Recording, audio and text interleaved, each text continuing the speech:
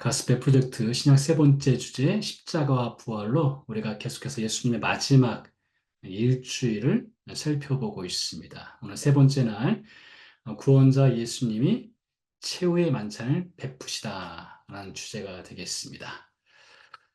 관련한 성경 구절은요, 요한복음 13장 1절에서 15절까지가 되겠고요. 말씀드린 대로 예수님의 마지막 일주일을 우리가 집중해서 살펴보고 있습니다. 오늘은 예수님께서 유월절 식사를 하신 것과 관련한 장면이 되겠는데요. 세 가지를 보도록 하겠습니다. 유월절의 기원, 출애굽기 말씀이 되겠죠. 그리고 유월절에 예수님이 섬기셨는데 유월절 떡과 포도주의 의미를 살펴보도록 하겠습니다. 그리고 마지막으로 신자의 섬김으로 적용을 해보도록 하겠습니다.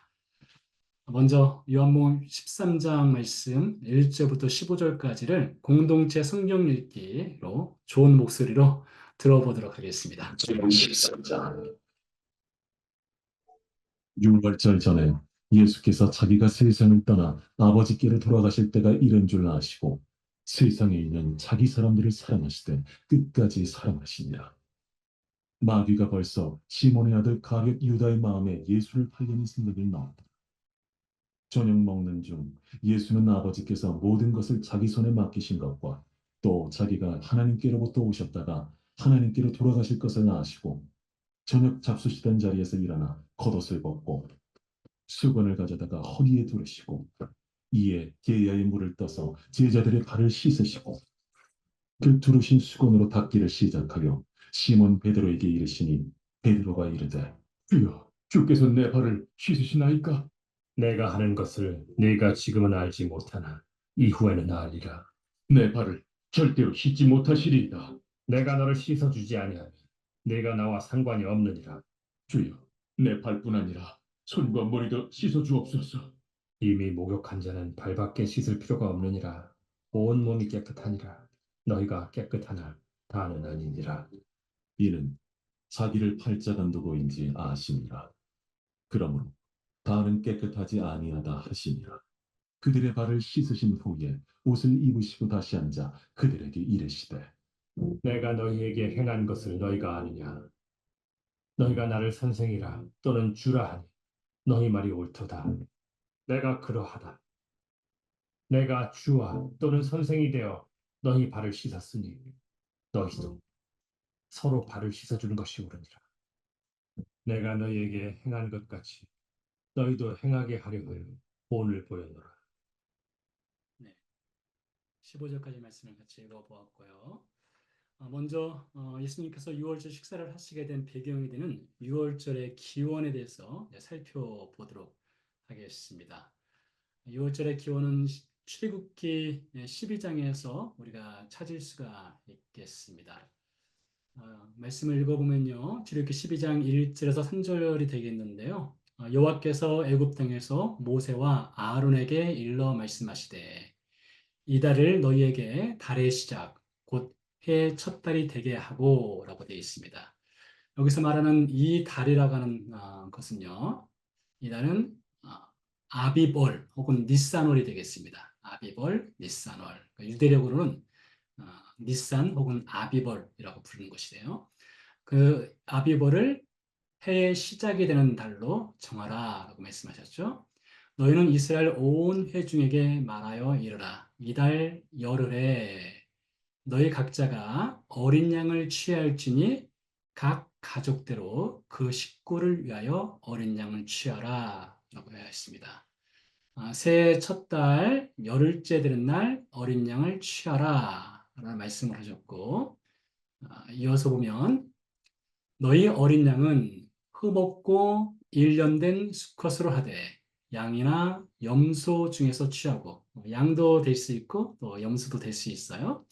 이달 열 나흘까지 간직하였다가 그러니까 열흘째 되는 날 양을 혹은 염소를 취한 후에 열 나흘까지 사흘 동안 나흘 동안 간직하는 것이죠. 해질 때에 이스라엘 회중이 그 양을 잡고 그 피를 양을 먹을 집 좌우 문설주와 임방에 바르고 그 밤에 그 고기를 불에 구워 무교병과 쓴나물과 아울러 먹되라고 되어 있습니다.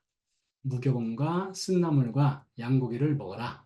이것이 유월절의 기원이 되겠는데요. 좀 더 나가보면 출애굽기 12장 14절에 하나님께서 이 유월절을 영원한 절기로 정하게 했습니다. 너희는 이날을 기념하여 여호와의 절기를 삼아 영원한 규례로 대대로 지킬지니라. 그 첫째 달 열나흔 날 저녁부터 21일 저녁까지 너희는 무교봉을 먹을 것이요. 약간 복잡할 수도 있겠는데요. 양도 먹어야 되고 무교봉도 먹어야 되고 또 쓴나물도 이렇게 먹어야 되는 절기가 6월절이 되겠는데요. 먹는 방법이 있습니다. 출애굽기 12장에 보면 이렇게 먹는 방법을 알고 있어요. 너희는 그것을 이렇게 먹을지니 허리에 띠를 띠고 발에 신을 신고 손에 지팡이를 잡고 급히 먹어라 했습니다. 이것이 여호와의 유월절이니라. 왜 허리에 띠를 띠고 발에 신을 신고 손에 지팡이를 잡고 급히 먹으라고 했을까요? 6월절 다음 날 15일째가 되겠죠. 14일 날 저녁에 어린 양 고기를 먹고 그 다음 날 15일째 되는 날 이스라엘 백성들이 엑소더스를 하잖아요. 엑소더스예요. 이스라엘 애굽으로부터 빠져나오는 엑소더스 출애굽이 있었죠. 그래서 이 2월절을 기념하는 이날 양고기를 먹고 급히 이제 이집트를 떠나게 되는 사건을 기념하는 절기가 6월절이 되겠는데요. 자, 레위기서에 보면 이런 말씀이 있어요. 이 6월절과 무교절을 좀 구분을 짓습니다. 여러분 가운데 6월절은 자주 들어보셨으나 꼭 무교절에 대해서는 또 새로운 분들도 있을 수 있는데요. 6월절과 무교절을 좀 구분을 해볼 필요성이 있습니다. 레위기서 23장 5절 6절에 보니까 첫째 달 열나흘 저녁은 여호와의 유월절이요 라고 되어 있습니다. 자, 2월절날 뭘 먹는다고요? 양을 먹어야 되고요. 무교병을 먹어야 되고 쓴나물을 먹어야 됩니다. 이 2월절은 이 세 가지 음식을 먹는 거예요. 이달 15날은 여호와의 무교절이니 이래 동안 너희는 무교병을 먹을 것이요. 구분이 되시지요? 6월절은 양고기, 무교병, 무교병이라는 것은 누룩이 들어가지 않은 빵이죠. 누룩이 들어가지 않은 빵, 쓴나물 이 세 가지를 먹어라. 그리고 그 다음 날부터 일주일간 무교절을 지키는데 이 무교절을 지킬 때는 누룩이 들어가지 않은 빵만 먹어라. 이렇게 해서 6월절과 무교절을 구분을 지을 수가 있겠습니다. 그러니까 6월절은 무교절의 이브라고 할 수가 있어요. 새해 첫째 달 열나흘째 되는 날 저녁에 어린 양 고기를 먹는 이 6월절은 무교절의 이브이다. 그리고 무교절은 새해 첫째 달 15일부터 21일까지 세븐데이죠. 세븐데이를 지켜라. 새해 첫 달 14일은 패스오버 6월절이 되겠고 그리고 15일부터 21일까지는 무교절이 된다. 이렇게 우리가 6월절과 무교절을 좀 구분을 지을 필요성이 있습니다. 근데 성경에 보면은 또 이 6월절과 무교절을 이렇게 구분을 지을 수도 있지만은 무교절을 6월절에 포함해서 6월절이다 이렇게 말을 하게 됩니다. 그리고 반대로 6월절을 무교절에 포함해서 무교절이다 이렇게 표현을 하게 됩니다. 그러나 좀 구분을 좀 세밀하게 짓자면은 첫째 달 열나흘 저녁은 6월절, 15일부터 21일까지는 무교절, 음식도 6월절은 무교병, 쓴나물, 어린 양고기, 그리고 무교절에는 무교병, 누룩이 들어가지 않은 것만 먹는다는 것입니다. 자, 그렇다면 왜 양을 먹고 무교병을 먹어야 되고 또 쓴나물을 먹어야 될까? 각각의 의미가 또 있습니다. 자, 양이라고 하는 것은 희생양이죠. 이스라엘 백성들을 위해서 특별히 장자의 죽음을 대신해서 양이 죽죠. 그래서 이 심볼릭한 미닝이 있지 않겠습니까? 양은 이제 뭐 잠시 뒤에 또 살펴보겠지만 예수님을 상징한다 이렇게 말할 수가 있겠죠. 무교병은 또 무엇을 상징할까요? 무교병은 누룩이 들어가지 않은 것은 어떤 죄를 제거한 거룩함, 정결함, 성결함을 뜻한다고 볼 수가 있습니다. 거룩함, 정결함, 성결함. 이건 역시 예수님의 캐릭터하고 닮아 있죠. 쓴나물은 무엇일까요? 쓴나물을 먹으라겠는데 쓴나물은 이스라엘 백성들이 애굽에서 살면서 겪었던 종살이, 즉 고난을 상징한다고 말할 수가 있습니다. 고난을. 자, 근데 이 고난이라고 하는 것은 또 영적 혹은 심볼릭한 미닝으로는 죄를 상징할 수가 있겠죠. 죄로 인한 고난을 상징할 수 있어요. 그래서 이스라엘 백성들이 이 쓴나물을 먹으면서 애굽에서 그들이 종살이로 살았던 그때 고통받았던 때를 기억을 하는 것으로 1차적으로 볼 수 있고 2차적으로는 죄로 인한 고통, 고난을 의미한다고 할 수가 있겠죠. 예수님께서도 또 고난을 당하시지 않으셨습니까? 그래서 그런 의미로 볼 때 예수님께서 죄인들을 위해서 서퍼링, 고난당하신 것, 이건 역시 쓴나물도 예수님을 상징하는 의미로 또 우리가 접목을 시켜볼 수가 있겠습니다. 그래서 양고기, 무교병, 쓴나물 이 세 가지는 전부 다 이 6월절에 먹는 이 음식은 예수님을 상징하는 의미를 담고 있다. 이렇게 말할 수가 있어요. 자, 그렇다면 예수님 시대 당시에는 어떻게 이 6월절을 지켰을까요? 출애굽 당시에는 급히 서서 허리에 띠를 띠고 발에 신을 신고 손에 지팡이 잡고 급히 먹어라 이렇게 말을 하는데 예수님 당시에는 이 6월절을 같은 방법으로 먹었을까요? 자, 예수님 당시에는요 트라이클리움 식탁교제라고 해서요 이 트라이클리움이라는 것은 디귿자 모양의 식탁이거든요. 디귿자 모양의 식탁. 그래서 특별히 6월절이 되면 유대인들이 이 트라이클리움 식탁에서 6월절 식사 교제를 하였습니다. 이 트라이클리움 식탁 교제는 로마 사람들에게는 아주 전통적인 그리고 문화의 식사 문화 중에 하나죠. 사진에서 보다시피 여러분들 혹시 로마 영화 그 고대 로마와 관련된 영화를 보신 분들은 식사 때 사람들이 반쯤 누워서 식사를 하는 것을 보셨을 거예요. 그와 같이 예수님 당시에는 이 유월절을 지킬 때에 로마의 문화를 접목을 해서 이 트라이클리움 식탁 교제를 하였습니다. 예수님께서도 아마 제자들과 함께 유월절 최후의 만찬을 하실 때에 이 디귿자 모양으로 된 식탁에서 제자들과 함께 식사를 하였을 텐데요. 오늘 식사 자리에서 예수님이 이제 우리가 잘 알고 있는 세죽식이라는 것을 행하시게 됩니다. 저녁 잡수시던 자리에서 일어나 겉옷을 벗고 수건을 가져다가 허리에 두르시고 이에 대에 물을 떠서 제자들의 발을 씻으시고 그 두르신 수건으로 닦기를 시작하여 예수님이 제자들의 발을 씻어주는 장면이 되겠는데요. 자, 이 예수님께서 제자들과 함께 식사했던 이 트라이쿨리움 식탁 교제와 예수님이 발을 닦아주는 이 장면, 그리고 그 관련된 말씀을 가지고 우리는 예수님이 이 식사 자리에서 어느 자리에 앉았는지, 또 예수님이 사랑하시는 제자 요한이 어느 자리에 앉았는지, 베드로가 어느 자리에 앉았는지를 추정을 해볼 수가 있습니다. 이것은 제가 아주 오래전에 성경의 문화와 진리라는 하는 것을 가지고 수요 성경 공부할 때 말씀드린 기억이 나기도 하는데요. 자, 그것을 다시 한번 상기시켜 보도록 하겠습니다. 요한복음 13장 23절 24절에 보면 이런 말씀이 있어요. 예수의 제자 중 하나 곧 그가 사랑하시는 자, 예수님이 사랑하시는 자 누구를 말하는지 여러분 혹시 아세요? 네, 바로 존 요한이죠. 사랑하시는 자가 예수의 품에 의지하여 누웠는지라 라고 되어 있습니다. 말씀드린 대로 로마 사람들은 이 트라이클륨 식사 교제를 할 때에 반쯤 누워서 그러니까 옆 사람의 가슴에 자신의 머리를 대고서 이렇게 식사를 했어요. 그렇게 식사하기가 쉽지 않을 텐데 아무튼 그런 방식으로 식사를 했습니다. 그러니까 예수님의 사랑하시는 제자와 예수님이 아주 바로 곁에 있었다라고 하는 것을 우리가 추정을 해볼 수가 있겠죠.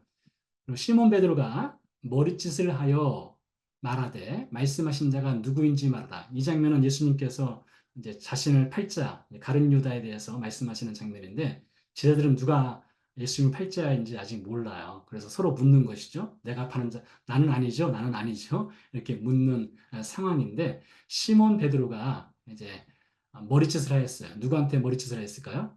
눈짓을 줬다는 것이죠. 눈치를 줬다는 것인데 요한에게 줬다는 겁니다. 요한에게 머리짓을 하여 야 누가 파는 자인지 물어봐라 이렇게 말을 했다는 것입니다. 자, 이것을 가지고 한번 예수님이 어느 자리에 앉았는지를 또 보도록 하겠는데요. 자, 하나만 더 보고 그 자리를 추정해 보도록 하겠습니다.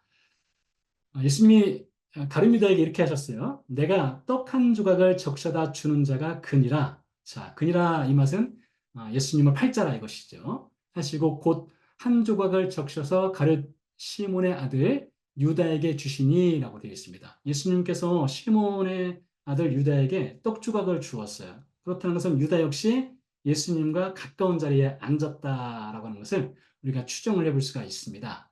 자, 그래서 트라이클리움 식사에서 예수님이 앉은 자리를 이렇게 추정을 해볼 수가 있어요.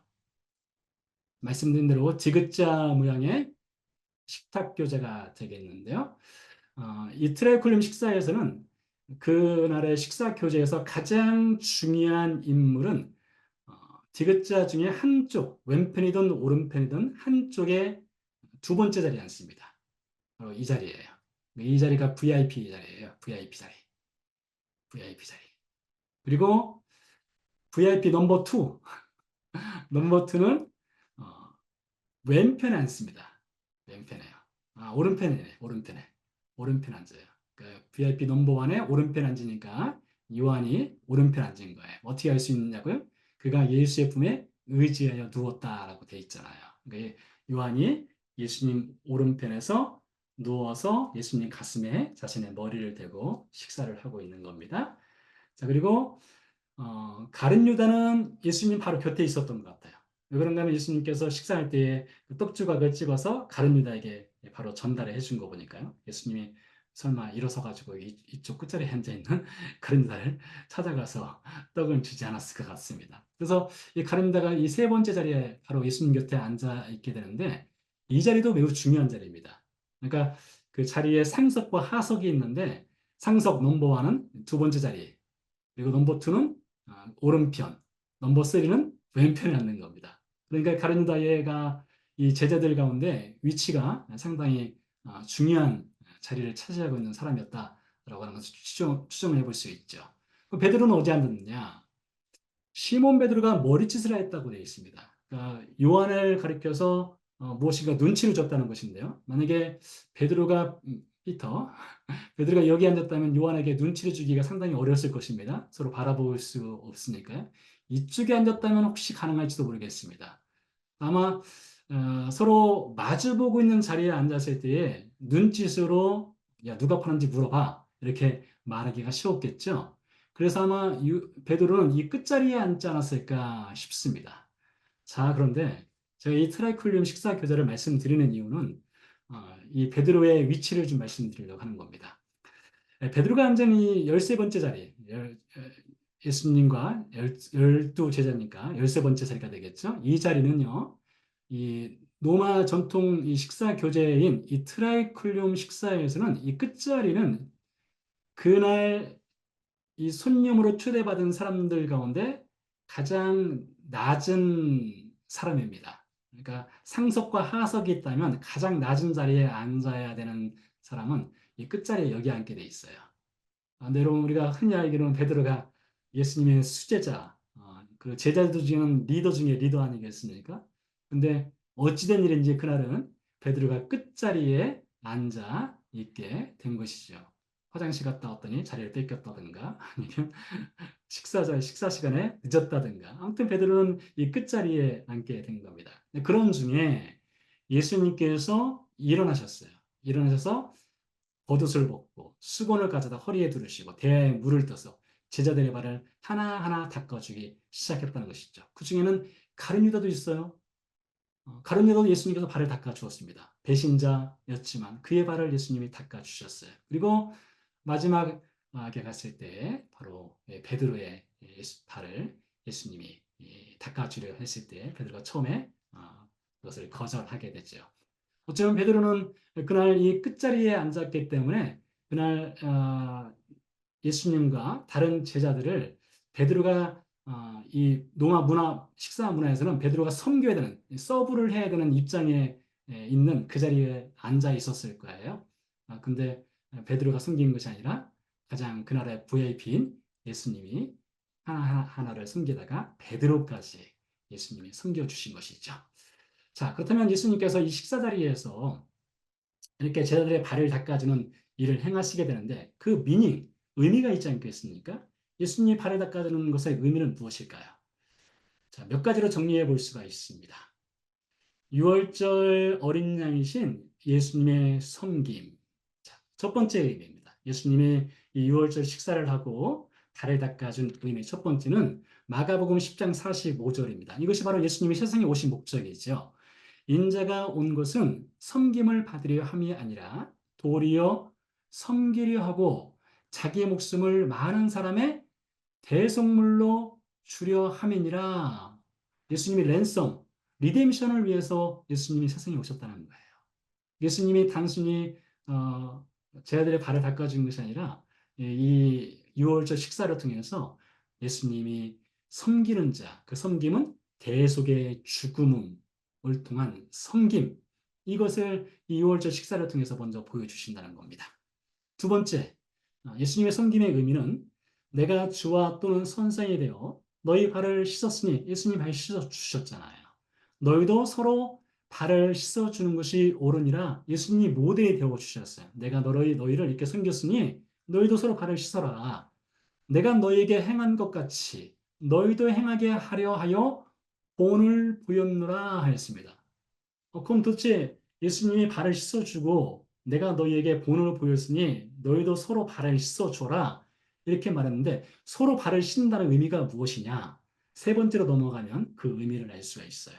예수님이 이렇게 말씀하셨습니다. 너희가 서로 사랑하면 이로써 모든 사람이 너희가 내 제자인 줄 알리라 하였습니다. 발을 씻는다는 의미가 무엇이냐? 서로 사랑하는 거예요. 서로 사랑하는 거예요. 예수님도 사랑해서 십자가 지셨지 않습니까? 사랑해서 죽으셨지 않습니까? 사랑해서 섬기셨지 않습니까? 그런 것처럼 제자들이 서로 발을 씻어준다는 것은 서로 사랑하라. 이 의미가 이 예수님의 섬김에 담겨 있다는 것이죠. 자, 좀 더 진행을 해보도록 하겠습니다. 두 번째로 예수님이 6월절 날 떡과 포도주를 가지고 이제 성만찬, 우리가 이번 11월 24일 주일에 하게 될 성만찬 의식을 제정하시게 되는데 그 의미를 살펴보도록 하겠습니다. 마태복음으로 넘어가면 이런 말씀이 있습니다. 마태복음 26장인데요. 그들이 먹을 때에 예수께서 떡을 가지사 축복하시고 제자들에게 주시며 이르시되 받아서 먹으라. 이것은 내 몸이니라. 우리가 잘 알고 있지 않습니까? 예수님의 몸을 상징하는 우리가 떡을 먹으면서 예수님의 몸을 먹습니다. 라는 상징의 의미를 부여하죠. 또 잔을 가지사 감사기도 하시고 그들에게 주시며 이르시되 너희가 다 이것을 마시라. 이것은 죄 사함을 얻게 하려고 많은 사람을 위하여 흘리는 바 나의 피, 곧 언약의 피니라 라고 말하였습니다. 우리가 포도주를 마시면서 예수님의 죄 사함의 언약의 피를 기념하죠. 그것을 오늘 6월절 식사대에서 예수님이 제정하신 것이 되겠죠.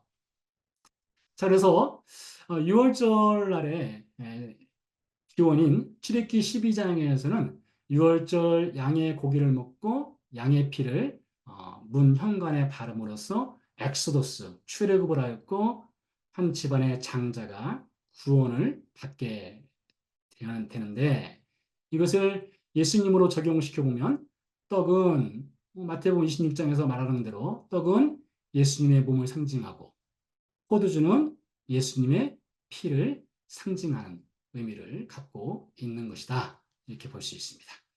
자, 고린도전서 5장에 보니까 바울이 이렇게 말을 하고 있습니다. 우리의 유월절 양, 곧 그리스도께서 희생하셨느니라 라고 말하고 있어요. 그러니까 바울도 예수님의 이 유월절 만찬을 단순히 식사 교제한 것으로만 보지 않고 예수님이 유월절 만찬을 행하신 것은 예수님의 희생, 예수님의 십자가 죽음의 의미가 이 유월절에 담겨 있다라고 말을 하고 있죠. 요한복음 6장으로 넘어가면요. 예수님께서 예수님의 살과 피에 대해서 이렇게 말씀하셨습니다. 나는 하늘에서 내려온 살아있는 떡이니, 자, 마태복음 26장에서 떡에 관한 것이 나오고, 떡은 예수님의 몸을 상징한다 했는데, 요한복음 6장에 보니까, 나는 하늘에서 내려온 살아있는 떡이니, 사람이 이 떡을 먹으면 영생하리라. 예수님의 몸을 먹어야 영생한다는 거예요. 내가 줄 떡은 곧 세상의 생명을 위한 내 무엇이라고요? 살이니라 라고 되어 있습니다. 살이니라. 예수님의 살을 먹어야 된다는 거예요. 내가 진실로 진실로 너희에게 이르노니 인자의 살을 먹지 아니하고 인자의 무엇을 마시지 아니하며 무엇일까요? 피죠. 피. 피를 마시지 아니하면 너희 속에 생명이 없느니라 라고 말을 하고 있습니다. 그러니까 여러분 우리 신자가 됐다는 것은요. 예수님의 살과 피를 먹은 거예요. 예수님의 십자가 죽음을 통해서 예수님이 나눠주신 예수님의 살과 피를 먹고 영원한 생명을 우리가 얻게 된 겁니다. 우리가 음식을 먹으면 그 음식이 우리 몸 안에 들어가서 영양분이 되어서 우리의 살과 피가 되지 않습니까? 그와 같은 거예요. 자, 그렇다면 예수님께서 이 피를 통해서 죄 사함을 주신다라고 말씀하셨는데 이 피의 능력을 좀 간단하게 살펴보도록 하겠습니다. 피의 능력이 있어요. 육체의 생명은 피에 있습니다. 내가 이 피를 너희에게 주어 제단에 뿌려 너희의 생명을 위하여 속죄하게 하였나니 생명이 피에 있으므로 피가 죄를 속죄하느니라 하였습니다. 그러니까 피 뿌림이 없으면 죄 사함을 받지 못한다 라고 레위기서 17장에서 말을 하고 있고요. 자, 이것을 히브리서로 넘어가면 히브리서에서 이렇게 말을 하고 있습니다. 염소와 송아지의 피로 하지 아니하고 오직 자기의 피로, 여기서 자기의 피는 지저스, 예수님의 피죠. 예수님의 피로 영원한 속죄를 이루사 단번에 성수에 들어가셨느니라 했습니다. 예수님의 피로만 죄사함의 은혜를 주실 수 있다는 거예요. 염소나 송아지의 피는 사람에게 죄사함의 은혜를 줄 수 없습니다. 그러나 예수님의 피는 죄사함의 은혜, 속죄의 은혜를 주실 수 있다는 거예요. 그래서 우리 모든 신자는 예수님의 피를 마신 신자다라고 말할 수가 있겠는데요. 자, 구약시대의 속죄와 예수님을 또 연결을 시켜볼 수 있습니다. 자, 구약시대 당시에는 사람들이 죄사함 받기 위해서는 5가지가 필요했어요. 첫 번째, 스스로 죄인인 것을 알아야 됩니다. 죄인은 희생제물이 필요하죠. 양이나 염소, 송아지와 같은 희생제물을 가지고 어디로 갑니까? 성전으로 가야 되죠. 성전에 가서 제사장의 도움을 받아야 됩니다. 제사장의 도움을 받아 하나님께 제사를 드리죠. 그 하나님께서 죄인이 희생제물을 가지고 성전에 와서 제사장의 도움을 받아 하나님께 드리는 제사를 받으시고 하나님이 죄사함의 은혜를 주십니다. 자, 근데 예수님께서도 보면 똑같이 하셨어요. 자, 구약의 속죄 방법이 있다면 예수님의 속죄 방법을 보도록 하죠. 예수님이 세상에 사람의 아들로 오셨습니다. 그렇죠? 예수님 희생제물로 오셨어요. 예수님 성전이셨습니다. 예수님 제사장이었고요. 예수님이 하나님이십니다. 각각을 증명하는 성경 구절들이 있어요. 자, 첫 번째 사람의 아들. 말씀이 육신이 되어 우리 가운데 거하심에 말씀이 육신이 되었다는 것은 예수님의 인카네이션, 예수님의 성육신을 했다는 것이죠. 희생제물. 보라 세상 죄를 지고하는 하나님의 어린 양이로다. 예수님이 세상에 희생제물로 오셨습니다. 예수님이 성전이셨어요. 예수는 성전된 자기 육체를 가리켜 말씀하신 것이라 라고 말을 하고 있습니다. 예수님이 제사장이십니다. 그리스도께서는 장래 좋은 일의 대제사장으로 오사. 그리고 마지막으로 예수님이 하나님이셔요. 그는 근본 하나님의 본체시나. 예수님이 하나님이시라는 것이죠. 자, 그래서 정리하면 출애굽기 12장에서 이 패스오버 때는 어린 양을 잡아서 그 피를 집 현관에 바르고 양의 고기를 먹음으로써 구원을 받았습니다. 셀베이션 구원이 있었어요. 그리고 엑소더스가 있었습니다. 출애굽이요. 자, 그리고 오늘 예수님께서 유월절 식사를 하시고 십자가 사건을 통해서 예수님이 패스오버 램 유월절 어린 양으로 오셨죠. 예수님이 희생제물이 되셨죠. 예수님이 십자가에서 죽으셨죠. 그래서 예수님의 살과 예수님의 피를 십자가에서 흘려주시고 우리에게 주셨어요. 그래서 우리가 구원을 받게 된 거예요. 셀베이션, 우리에게 구원이 주어진 거예요. 그리고 오늘 예수님께서 제자들의 발을 씻어주는 사건을 통해서 예수님께서 알려주셨어요. 무엇을요? 예수님께서 무엇을 행하실지를 알려주셨죠. 이미 말씀드린 대로 마가복음 10장 45절에서 예수님이 자신의 생명을 죄를 속죄하는 대속물로 주실 것을 오늘 유월절 식사를 통해서 가르쳐 주시고, 또한 더불어서 구원받은 우리는 서로 발을 씻어주는 삶을 살아야 된다 말씀하셨고, 발을 씻는다는 것은 서로 사랑하는 것이다 라고 가르쳐 주셨습니다. 자, 그러면 마지막으로 이런 은혜를 받은 신자는 어떻게 섬김의 삶을 살아야 하는가? 많은 있겠지만 성경에서 세 가지를 가져와 봤습니다. 너희가 서로 짐을 지라. 그리하여 그리스도의 법을 성취하라 했습니다. 서로 짐을 나누시라는 것입니다. 어떤 사람이 고통스럽고 힘들면 그 짐도 같이 짊어지라는 거예요. 아무 일에든지 다툼이나 허영으로 하지 말고 다투지 말라는 겁니다. 자기 잘난 척하지 말라는 거예요. 그리고 오직 겸손한 마음으로 각각 자기보다 남을 낮게 여기고 남을 높여주는 것이 그 섬기는 거예요. 서로 사랑하는 것입니다. 깨어 구하기를 항상 힘쓰며 여러 성도를 위하여 구하라 라고 말하고 있습니다. 어떻게 섬겨야 되느냐? 중보기도 하라는 겁니다. 중보기도요. 여러분 우리 교회 매주일마다 제가 알기로 10시 30분인가요? 그때부터 2부 예배를 위한 중보기도 모임이 있습니다. 여러분 사역하지 않는 분들은요. 이 중보기도 모임에 나오세요. 같이 중보기도 하세요. 그렇게 서로 섬기는 겁니다. 여러분 가운데 다 기도하시겠지만 여러분의 기도 중에 다른 이들을 위한 기도 있습니까? 여러분은 누구를 위해서 기도하고 있습니까? 예수님이 발을 닦아준 것은요. 다른 사람을 나보다 낫게 여기고 서로를 위해서 기도하고 서로의 짐을 지고 서로 사랑하는 것. 구원받은 신자가 그렇게 삶을 살아가야 한다는 것이죠. 네, 그래서 오늘 예수님의 유월절 식사를 해가지고 출애굽기 말씀과 또 예수님의 십자가 죽음의 죽음 그리고 신자가 어떻게 섬겨야 하는가로 연결시켜서 말씀을 배우는 시간 진행했습니다.